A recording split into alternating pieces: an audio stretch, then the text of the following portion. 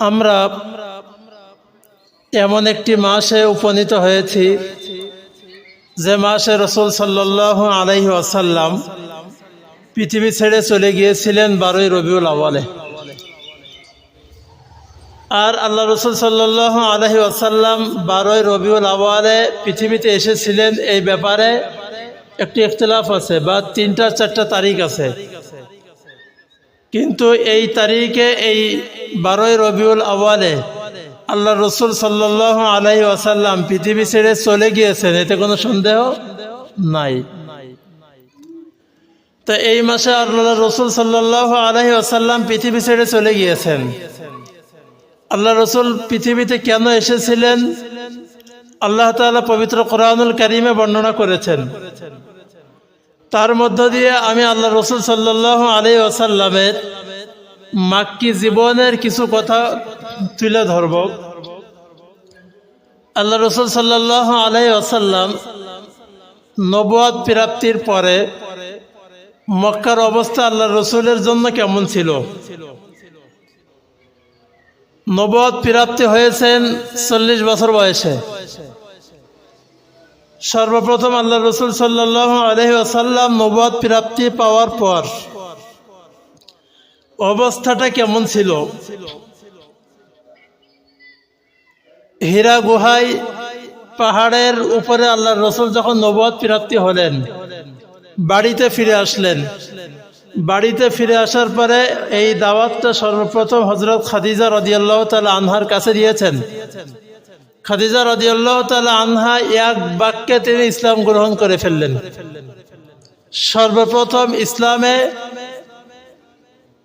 সর্বপ্রথম ইসলাম গ্রহণ করেছেন একজন নারী। কেমন নারী ছিলেন।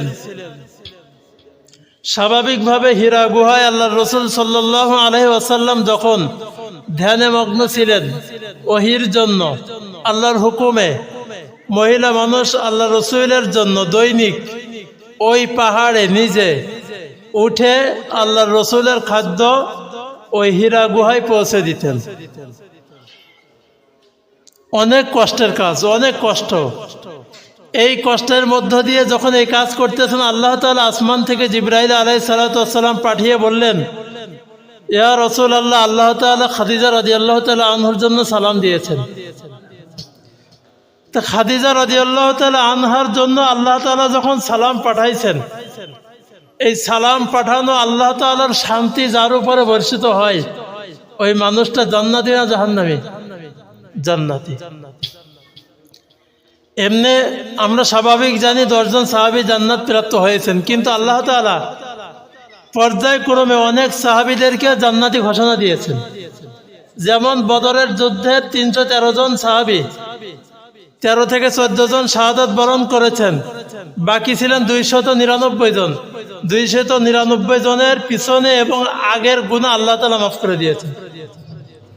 অগ্রিম যতদিন পৃথিবীতে বেঁচে থাকবে ওই সাহাবীদের গুনাহ আল্লাহ কি করেছেন? মাফ করেছেন। সেক্ষেত্রে তারাও কি জান্নাতি। নবুয়ত প্রাপ্তির শুরু থেকে হযরতে খাদিজা রাদিয়াল্লাহু তাআলা আনহা যে কষ্ট করেছেন, ইসলামের জন্য একজন মহিলা যে কষ্ট করেছেন, এটার দৃষ্টান্ত আল্লাহ তাআলা দিয়েছেন। আল্লাহ তাআলা সেই অনুযায়ী পুরস্কার খাদিজা রাদিয়াল্লাহু তাআলা আনহার জীবনী যতটুকু বলি, সেক্ষেত্রে আপনার বলি, আমাদেরকে বলি, আমি সকলের বলি, আম্মাজান খাদিজা রাদিয়াল্লাহু তাআলা আনহা যেদিন দুনিয়া ছেড়ে চলে যাবেন, আল্লাহ রসুল সাল্লাল্লাহু আলাইহি ওয়াসাল্লামকে বলছেন, ইয়া রাসূলুল্লাহ, আমার কবরে নামানোর সময় আপনার গায়ের জুব্বা আমার কাফনের কাপড় বানাই দিয়েন, যাতে করে কবরের মাটি আমার সাথে আচরণ খারাপ না করে। এরপরে খাদিজা রাদিয়াল্লাহু তাআলা আনহা বললেন, ইয়া রাসূলুল্লাহ, ফেরেশতারা আমার কবরে আসার পরে যেন আমার প্রশ্নের জবাব আপনি দিয়ে দেন, আমাকে কষ্ট করতে না হয়, ওই ভয়ে যাতে আমাকে না পেতে হয়। খাদিজা রাদিয়াল্লাহু তাআলা আনহার কবরস্থ করার পরে আল্লাহ রসুল কবরের পাশে দাঁড়িয়ে দাঁড়িয়ে কাঁদতেছেন। জিবরাইল আলাইহিস সালাতু ওয়াস সালাম আসলেন, ইয়া রাসূলুল্লাহ, খাদিজার কবরের পাশে কেন কাঁদেন, কারণটা কি? বলছে আমাকে ওয়াদা করেছিল আমি যাতে প্রশ্নের জবাব দিয়ে দিই। আল্লাহ তাআলা জিবরাইল আলাইহিস সালাতু ওয়াস সালামের মাধ্যমে বলেছেন যে খাদিজার প্রশ্নের জবাব আল্লাহ তাআলা নিজে দিয়ে দিয়েছেন। এটা ছিল খাদিজা রাদিয়াল্লাহু তাআলা আনহার জীবনী নবুয়ত প্রাপ্তির শুরু থেকে। এবং রাসূল সাল্লাল্লাহু আলাইহি ওয়াসাল্লামের জীবনে খাদিজা রাদিয়াল্লাহু তাআলা আনহা যতদিন বেঁচে ছিলেন কষ্ট কম ছিল, কাফের মুশরিক বেঈমানের আক্রমণ করতে পারে নাই। যেদিন তিনি চলে গিয়েছেন একই বছর খাদিজা রাদিয়াল্লাহু তাআলা আনহা আল্লাহর রাসূলের আপন চাচা আবু তালিব একই বছরে দুইজন বিদায় নিয়েছেন। ওই বছরটা ছিল আল্লাহ রাসূলের জীবনের সবথেকে বড় কষ্টের। যাই হোক, আল্লাহ রাসূল সাল্লাল্লাহু আলাইহি ওয়াসাল্লাম নবুয়ত প্রাপ্তির পরে ভালো মতো বোঝেন 13 বছর মক্কায় দাওয়াত দিয়েছেন।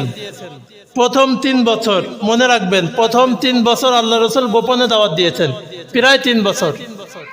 3 বছর আল্লাহ রাসূল সাল্লাল্লাহু আলাইহি ওয়াসাল্লাম গোপনে দাওয়াত দিয়েছেন।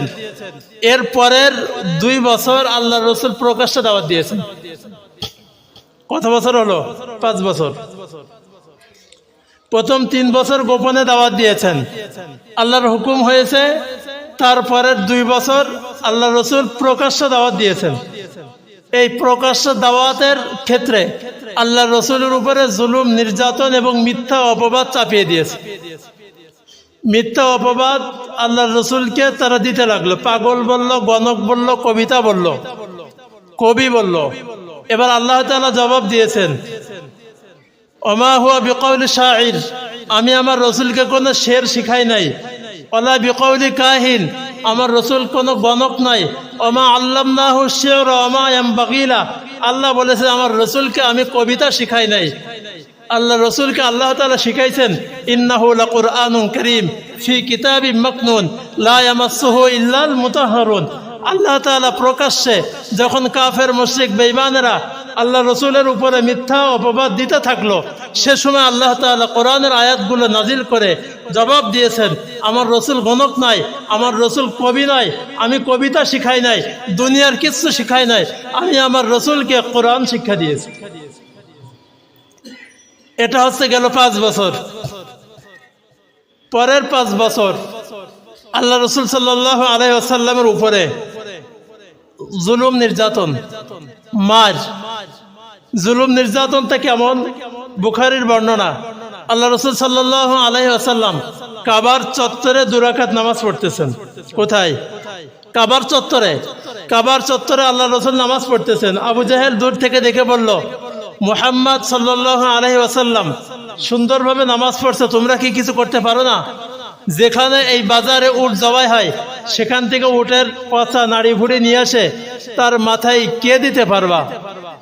এরপরে আল্লাহ রাসূল সাল্লাল্লাহু আলাইহি ওয়াসাল্লাম যখন সিজদায় গেল, এক পাপিষ্ঠ উকবা ইবনে রুবিয়া, ওই পাপিষ্ঠ কাফের ওই ময়লা এনে আল্লাহ রাসূল যখন সিজদায় গিয়েছেন, আল্লাহ রাসূলের মাথার উপরে উটের নাড়ি ভুড়ি, পচা রক্ত, গন্ধ মাথার উপরে চাপিয়ে দিয়েছেন। এমনভাবে আল্লাহ রাসূল সিজদা থেকে উঠতে পারছেন না। এরপরে হযরত হুযায়ফা রাদিয়াল্লাহু তাআলা আনহু দূর থেকে দেখলেন, কাছে আসতে পারছেন না কাফেরদের আক্রমণে। আল্লাহ রাসূল সাল্লাল্লাহু আলাইহি ওয়াসাল্লামের কন্যা হযরত ফাতেমা রাদিয়াল্লাহু তাআলা আনহা দেখে তাড়াতাড়ি তিনি এসে ওই মাথার উপর থেকে ওইগুলো ময়লা পরিষ্কার করে দিলে আল্লাহ রাসূল সিজদা থেকে উঠে নামাজ শেষ করলেন। এইরকম অত্যাচার, জুলুম, নির্যাতন। এরপরে শেষ 3 বছর, 10 বছর হয়ে গেল, শেষ 3 বছর আল্লাহ রাসূল সাল্লাল্লাহু আলাইহি ওয়াসাল্লাম হিজরতের আগের 3 বছর। ওই 3 বছরের মধ্যে হযরত আম্মাজান খাদিজা রাদিয়াল্লাহু তাআলা আনহা দুনিয়া ছেড়ে চলে গেলেন। হযরত আবু তালিব হযরত আলী রাদিয়াল্লাহু তাআলা আনহুর বাবা আবু তালিব, নবীজির আপন চাচা, যার আশ্রয় ছিলেন, তিনিও দুনিয়া ছেড়ে চলে গেলেন। এরপরে আল্লাহ রাসূল সাল্লাল্লাহু আলাইহি ওয়াসাল্লামের মাথার উপর থেকে দুনিয়ার যে ছায়া, অভিভাবক, চলে গেল। এরপরে কাফের মুশরিক বেঈমানের গোষ্ঠী এরা আরো নির্যাতন, নিপীড়ন, অত্যাচার আরো বেশি চালাতে লাগলো। এরপর আল্লাহ রাসূল সাল্লাল্লাহু আলাইহি ওয়াসাল্লাম আল্লাহ তাআলার হুকুমে, আল্লাহ তাআলার আদেশে তিনি মক্কা ছেড়ে মদিনায় চলে গিয়েছেন। এই 13 বছর সংক্ষিপ্ত বললাম। এই 13 বছরে যে দাওয়াত দিয়েছেন আল্লাহ রসুল সাল্লাল্লাহু আলাইহি ওয়াসাল্লাম, হুকুমটা কার ছিল? সূরা মাইদা আয়াত নাম্বার 67 আল্লাহ তাআলা বলেন, ইয়া আইয়ুহার রাসূল, হে রাসূল, বাল্লিগ, আপনি প্রচার করেন, মা উনজিলা ইলাইকা, যা আপনার উপরে নাজিল করা হয়েছে, মির রব্বিক, আপনার রবের পক্ষ থেকে। আপনি দায়ী, আপনি মুবাল্লিগ, আপনি তাবলীগ করেন, প্রচার করেন যা আপনার উপরে নাজিল করা হয়েছে। এরপরে স্বাভাবিকভাবে আমরা বুঝি আল্লাহ রসুল সাল্লাল্লাহু আলাইহি ওয়াসাল্লাম আল্লাহর হুকুমে যখন দাওয়াতের কাজ শুরু করলো, তখন স্বাভাবিকভাবে যে বিপদের সম্মুখীন হলো আল্লাহ রসুল, সেই বিপদগুলো আমি বলবো। যে বাধার সম্মুখীন হয়েছিল, আল্লাহর আদেশে আল্লাহ রসুল দাওয়াতের কাজ শুরু করলেন। কোরআনের সত্য বাণীগুলো জাতির সামনে, কওমের সামনে, কুরাইশদের সামনে পেশ করতে লাগলো আল্লাহ রসুল। তখন আল্লাহ রসুলের জীবনে যে বাধাগুলো, যে বিপদগুলো আসলো, সে বিষয়গুলো আমরা মনে রাখবো। 1 নম্বর কথা, আল্লাহ রসুলের উপরে নির্যাতন, নিপীড়ন। এরপরে আল্লাহ রসুলের অনুসারীদের উপরে নির্যাতন। এরপরে আল্লাহ রসুল সাল্লাল্লাহু আলাইহি ওয়াসাল্লামের যারা সমর্থক ছিল তাদেরকে চাপ প্রয়োগ করা।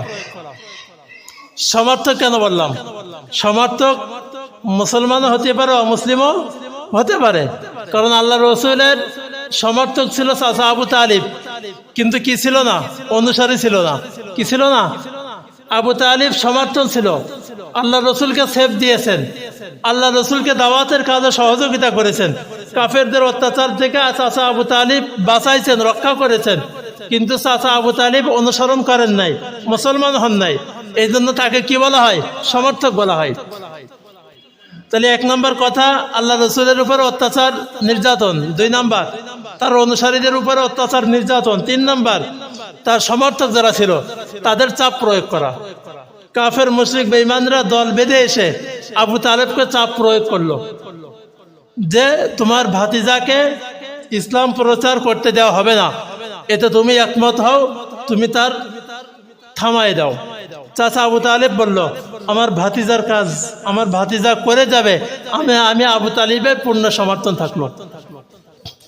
এভাবে চাচা আবু তালেব সমর্থন করেছেন।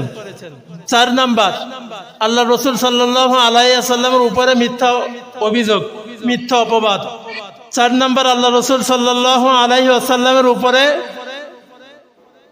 মিথ্যা অপবাদ যা দেওয়ার দরকার। এমনকি আল্লাহ রসুল সাল্লাল্লাহু আলাইহি ওয়াসাল্লামের নির্বংশ বলেছিল। কি বলেছিল? নির্বংশ। আল্লাহ তাআলা তার জবাবে সূরা কাউসার নাজিল করেছেন। সুবহানাল্লাহ বলবেন না?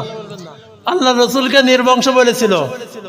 যে অপবাদগুলো আল্লাহ রসুলকে দেওয়া হয়েছিল, আল্লাহ তাআলা তার জবাবে বললেন, ইন্না আ'তাইনা কাল কাউসার, হে রসুল, পৃথিবীর কারোর দেয়নি, কোনো নবীকে দেয় নাই, আপনাকে একমাত্র আমি আল্লাহ তাআলা কাউসার দান করেছি।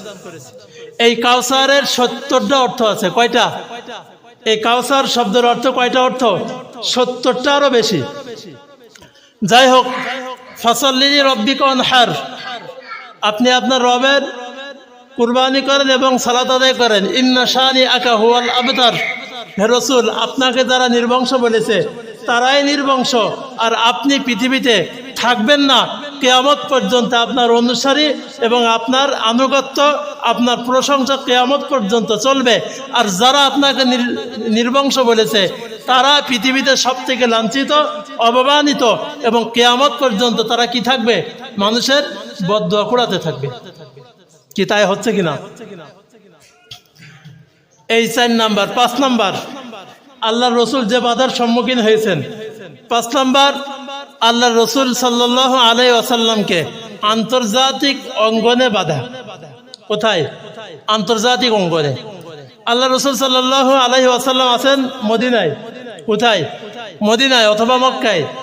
কাফেররা অন্যান্য দেশের সরকার বা রাষ্ট্রপ্রধানের কাছে আল্লাহ রসুলের নামে বিভিন্ন অভিযোগ, জঙ্গিবাদ ইত্যাদি, সন্ত্রাস, জাদুকর ইত্যাদি বহির্বিশ্বে, আন্তর্জাতিক অঙ্গনে আল্লাহ রসুলের নামে বদনাম ছড়াতে লাগলো। এবং ওই যুগে এটা প্রবণতা ছিল, যদি ওই সমস্ত মানুষ কাবায় তো আগে থেকে আসতো। কোথায়? কাবায়, হজে। আসতো, যদি মুহাম্মদ সাল্লাল্লাহু আলাইহি ওয়াসাল্লামের কথা শোনে তাহলে তো তারা ইসলাম গ্রহণ করবে। এর ভয়ে তারা আন্তর্জাতিক অঙ্গনে আল্লাহ রসুলের নামে আগে থেকে কি বদদোয়া শুরু করে দিল, অপবাদ। তা দেখেন, একটা কথা বলি, আল্লাহ তাআলার রসুল সাল্লাল্লাহু আলাইহি ওয়াসাল্লামকে আল্লাহ তাআলা কি দিয়েছেন? হাদিসের মধ্যে আসছে সৌন্দর্য 100 ভাগ করা হয়েছে। কত ভাগ? 100 ভাগ সৌন্দর্য। ভালো মতো বোঝেন, সুন্দর পৃথিবীতে 100 ভাগ করা হয়েছে আল্লাহর নিয়ামত। 100 ভাগের মধ্যে 1 ভাগ নিয়েছেন আল্লাহ তাআলা। কয় ভাগ? 1 ভাগ নিয়েছেন। 1 ভাগের অর্ধেক দিয়েছেন গোটা মাখলুককে, গোটা পৃথিবীকে। আর 1 ভাগের অর্ধেক দিয়েছেন হযরত ইউসুফ আলাইহিস সালামকে। বাকি থেকে কত? 99। কত? 99 ভাগকে আল্লাহ তাআলা তার রসুলকে দিয়েছেন। এটা বড় নিয়ামত। গোটা মাখলুককে 1 ভাগের অর্ধেক দিয়েছেন, আর অর্ধেক ইউসুফ আলাইহিস সালামকে দান করেছেন, আর পুরা 99 ভাগ আমার রসুলকে দিয়েছেন আল্লাহ তাআলা। সেক্ষেত্রে সমস্ত কাফের মুশরিক বেঈমানের গোষ্ঠী আল্লাহর রসুলের কাছে এসলো, চেহারা দেখেই কি করলো? চেহারা দেখেই তারা মনে করলো এ ব্যক্তি তো পাগল না, এ ব্যক্তি কি না। 5 নাম্বার বলছিলাম, আল্লাহ রসুল সাল্লাল্লাহু আলাইহি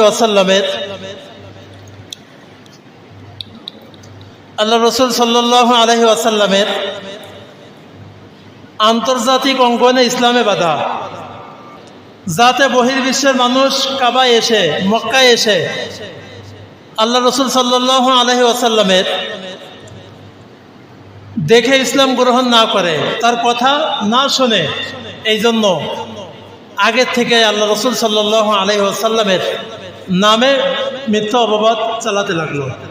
6 নাম্বার, মিথ্যা প্রলোভন দেখিয়ে, লোভ দেখিয়ে আল্লাহ রসুলের দাওয়াতে বাধা, লোভ, লালসা ইত্যাদি। আল্লাহ রসুল বলেছিলেন, যদি আমার ডান হাতে চন্দ্র এনে দাও, বাম হাতে সূর্য এনে দাও, পুরো পৃথিবী আমার কাছে দিয়ে দাও, আমি আল্লাহ তাআলা যে মিশন নিয়ে পাঠিয়েছেন, হুয়াল্লাযী আরসালা রাসূলাহু বিল হুদা ওয়া দীনিল হাক্কি লিইয়ুযহিরাহু আলাদ দীনি কুল্লি ওয়ালাউ কারিহাল মুশরিকুন। আল্লাহ তাআলা যে মিশন নিয়ে আমাকে পাঠাইছেন, যে দায়িত্ব দিয়ে পাঠিয়েছেন, যে রিসালাতের দায়িত্ব দিয়েছেন, তা ব্যতীত, তা থেকে আমি এক বিন্দু পরিমাণ পিছপা হব না। মিথ্যা প্রলোভন। এরপরে পয়েন্টগুলো মনে রাখবেন। এরপরে 7 নাম্বার, বয়কট করা। শিহাবে আবু তালিবে 3 বছর আল্লাহ রসুলকে বন্দী করেছিলেন। কত বছর?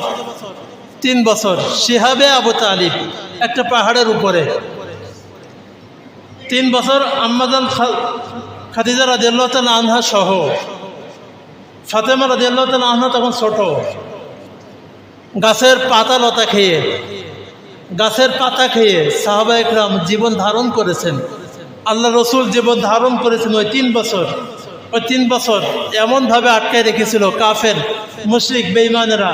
3 বছর আল্লাহ রসুল ওইভাবে সাহাবায়ে কেরামদেরকে নিয়ে জীবন ধারণ করেছেন। 8 নাম্বার, তায়েফের ময়দানে নির্যাতন। তায়েফের ময়দানে আল্লাহ রসুল সাল্লাল্লাহু আলাইহি ওয়াসাল্লাম দাওয়াত দিতে গিয়েছেন। অনেক লম্বা কথা, তায়েফবাসী গ্রহণ করে নাই। তারা পাথর মেরে আল্লাহ রসুলকে রক্তাক্ত করে জমিনে শোয়াই দিয়েছেন। শুধু একটা কথা আল্লাহ রসুলের জীবনে শোনেন। ফেরেশতা এসে বলল, ইয়া রাসূল আল্লাহ, ইয়া হাবিব আল্লাহ, আপনি অর্ডার করেন এই তায়েফবাসীকে আমি এই পাহাড় দিয়ে চাপা দিয়ে শেষ করে দিই। আল্লাহ রসুল বললেন, হে আল্লাহ তাআলা, আল্লাহ রসুল হাত উঠাইছেন, হে আল্লাহ তাআলা, আপনি যদি তায়েফবাসীকে ধ্বংস করে দেন, শেষ করে দেন, আমি দাওয়াত কার কাছে দিব? তায়েফবাসীর পরবর্তী প্রজন্ম গ্রহণ করবে কাদেরকে? এই জন্য আল্লাহ রসুল তাদেরকে বদদুয়া দেন নাই। এই আল্লাহ রসুলের জীবনে তা আমি যে কথাগুলো বলছিলাম, 1 নম্বর কথা, আন্তর্জাতিক অঙ্গনে মিথ্যা অপবাদ, আন্তর্জাতিক অঙ্গনে বাধা। ভালো মতো বোঝেন, আন্তর্জাতিক অঙ্গনে বাধা। বর্তমান সময়ের প্রেক্ষাপটে আন্তর্জাতিক অঙ্গনে কি হয়েছে, বর্তমান সময়ের প্রেক্ষাপটে আল্লাহ রসুলের জীবনে যেমন আল্লাহ রসুল রয়েছে মক্কায় অথবা মদিনায়, কিন্তু সারা বিশ্বে খবর হয়ে গেছে যে মক্কায় একটা ব্যক্তি আসছে, তার নামে মিথ্যা অপবাদ। ঠিক তদরূপ বাংলাদেশে যখন পুরো পৃথিবীতে ইসলামপন্থীরা আল্লাহর দিন নিয়ে আল্লাহ রসুলের আদর্শ নিয়ে যখন সামনে অগ্রসর হয়, আন্তর্জাতিক অঙ্গনে একইভাবে জঙ্গিবাদ, সন্ত্রাস এই অপবাদ দিয়ে ইসলামের, বিশেষ করে বাংলাদেশের মানুষের ইসলামের কাজে আন্তর্জাতিক অঙ্গনে কি বাধা দিয়েছে না দেয় নাই? কথা বলেন। জাতিসংঘের কাছে বারবার বাংলাদেশের নামে এই ইসলামপন্থীদের, ইসলামী সংগঠনের কাজকে বাধাপ্রাপ্ত করতে চেয়েছিল। তারা বারবার এখানে গোয়েন্দা সংস্থা এসে দেখে আসলে যা বলে মিথ্যা কথা। বাংলাদেশের ইসলামপন্থীরা কোনোদিন জঙ্গিবাদ ছিল না, কোনোদিন সন্ত্রাসী ছিল না। এরা শুধুমাত্র আল্লাহ রসুল সাল্লাল্লাহু আলাইহি ওয়াসাল্লামের আদর্শ ধারণ করে এর জমিন আল্লাহর দিন বাস্তবায়ন করতেছে। কারণ স্বাভাবিক একটা কথা বলি, ইসলামপন্থীদের উপরে যে নির্যাতন, যে নিপীড়ন চালানো হয়েছে,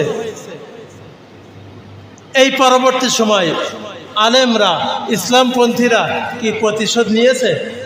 কথা বলেন। প্রতিশোধের রাজনীতি আলেম সমাজ করবে না, এই নির্দেশ কার? এই আদর্শ আল্লাহ রসুলের। প্রতিশোধের রাজনীতি না, মানবতার রাজনীতি।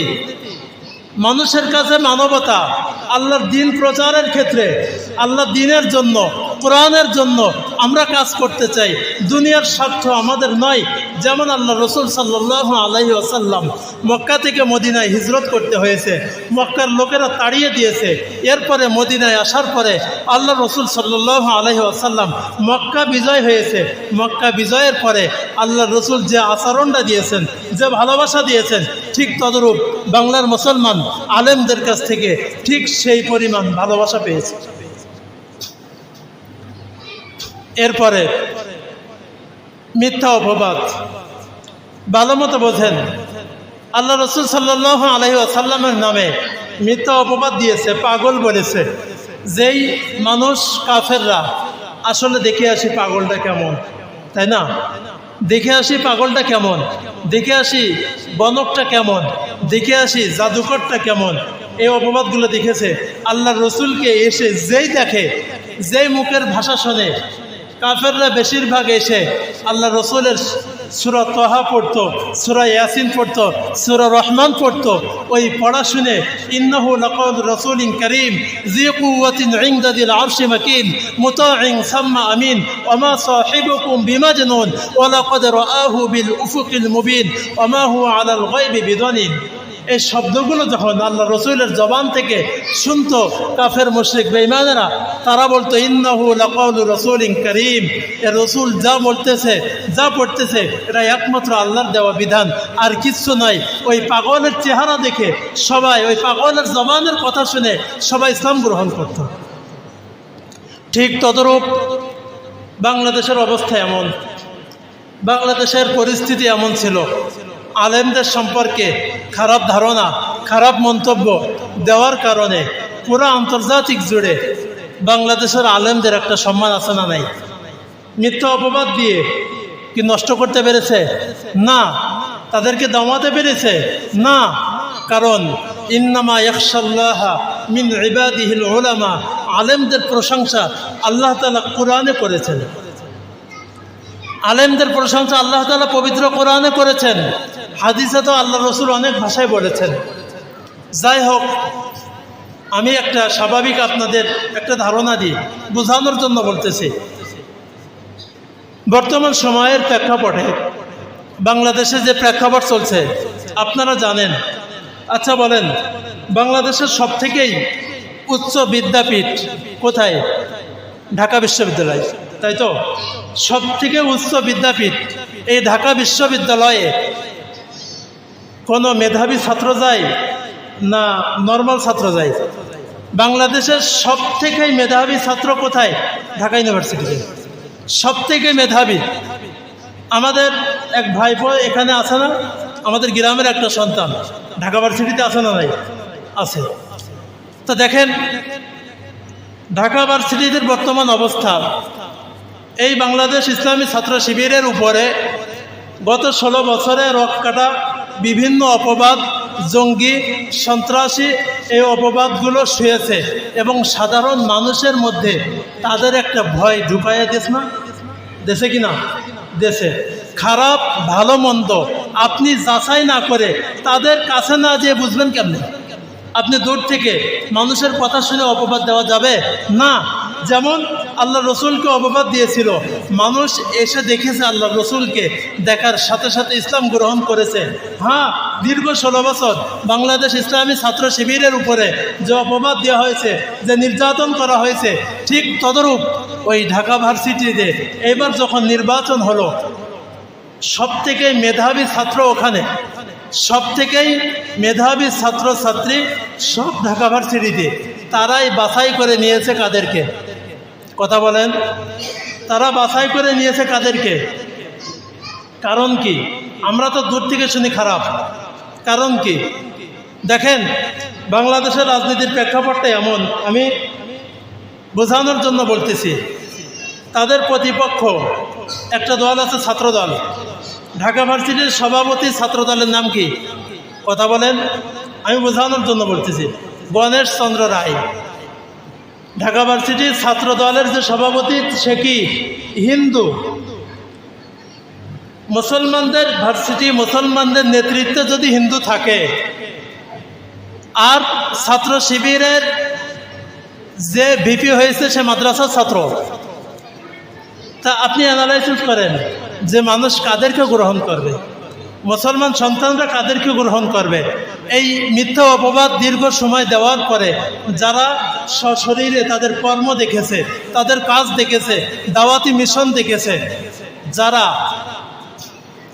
এদের সাথে এখনও যদি বিশ্বাস না হয়, আপনার সন্তানদেরকে এদের সাথে জোড়ায় দেন। ইসলামী ছাত্র সংগঠনের যে ছাত্র সংগঠনগুলো আছে, ছাত্র আন্দোলন বলেন, ছাত্র শিবির বলেন, এদের সাথে জোড়াই দেন আপনার সন্তানদেরকে, দেখবেন এর ফল কেমন হতে পারে। আমরা ছোটবেলা থেকে তো তাদের সাথে উঠা বসা চলে আসছে, এখন বড় হয়েছি। তা বিষয়টাই এমন, দূর থেকে মিথ্যা অপবাদ না দিয়ে যদি আমরা কাছ থেকে দেখি, অবশ্যই এর ভুল ভেঙে যাবে। যদি সন্ত্রাসী হইতো, যদি খারাপ হইতো, ধর্ষক হইতো, ঢাকা ভার্সিটির ছাত্রছাত্রীরা গ্রহণ করত না। এটা বোঝার ব্যাপার। এই জন্য আমরা যেমন জুমার দিন এক জায়গায় হয়েছি, একত্রিত হয়েছি, আমরা মুসলিম, তাই আমরা মুসলমান, আল্লাহর হুকুম মানতে এসেছি, আল্লাহর দিন মানতে এসেছি। পৃথিবীতে, আমাদের এই জমিনে, পৃথিবীতে সকলের কাছে আগে প্রাধান্য দিতে হবে কোরআনকে। পারবেন তো ইনশাল্লাহ? সব থেকে আগে প্রাধান্য দিতে হবে কোরআনকে। কোরআনের আদলে যদি আপনার রাজনীতি মেলে, ওই রাজনীতি আপনার জন্য ভালো। যদি কোরআনের আদলে রাজনীতি মেলে না, আপনার জন্য ভালো নয়। যে ছাত্র সংগঠন কোরআনের আদলে আছে, ওটা গ্রহণ করতে হবে। যে ছাত্র সংগঠন কোরআনের আদলে নাই, গ্রহণ করা যাবে না। এই জন্য কোরআনের আদলে, কোরআনের সিস্টেমে যা আছে পৃথিবীতে তাই গ্রহণ করতে হবে। কোরআনের আদলে, কোরআন থেকে যা মাইনাস হয়ে গেছে তা আমাদের জীবনে মাইনাস করতে হবে।